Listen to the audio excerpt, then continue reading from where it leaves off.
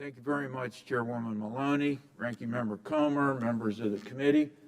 I'm very pleased to have this opportunity to talk about GAO's latest high-risk update today.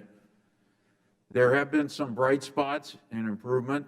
However, our overall conclusion is that there's been limited progress in the majority of the high-risk areas.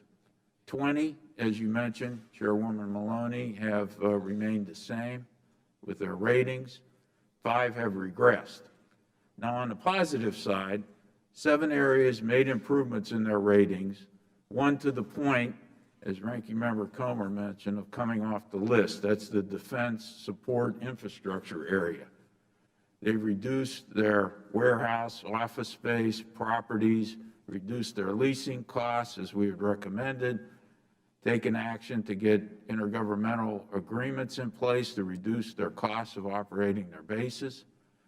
And so we feel comfortable. Now, when we take something off the list, that doesn't mean it's out of sight. So we keep an eye on the area to make sure that it is, in fact, fixed.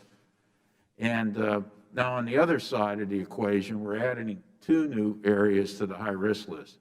The first is the federal government's efforts to prevent, respond to, and recover from drug abuse.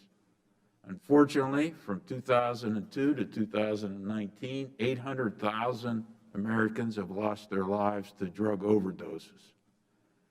The latest period from May 19 to May 20, has the highest recorded number of deaths already on a preliminary basis of 80,000 people. This area needs greater federal leadership, attention, coordination, and a complete national strategy that's executed properly, monitored, and refined going forward to combat this, another public health crisis that we're facing, in addition to the pandemic. Secondly, we're adding SBA's emergency loan programs.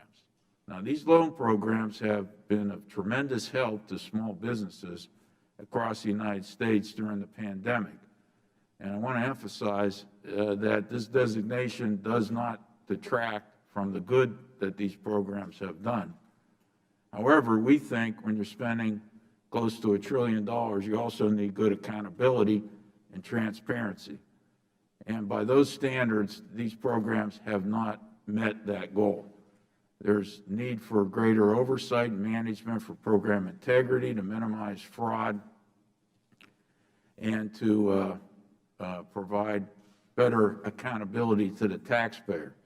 SBA was unable to get an opinion from its financial auditors this past year because they couldn't substantiate loan balances and other issues.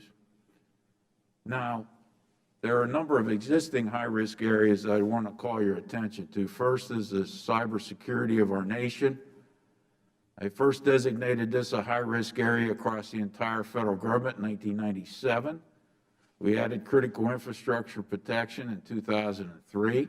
The federal government's still not operating, in my opinion, at a pace commensurate with the evolving serious threats that are presented in this area, so we put forth a number of recommendations.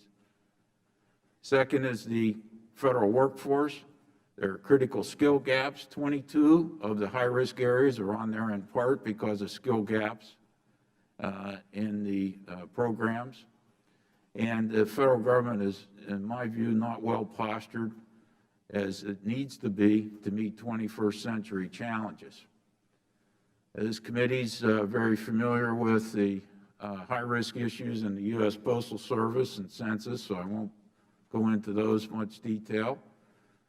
Limiting the federal government's fiscal exposure by managing climate risk is a very important issue. The government's insurer of flood insurance, crop insurance, is the biggest property owner in the United States and landowner.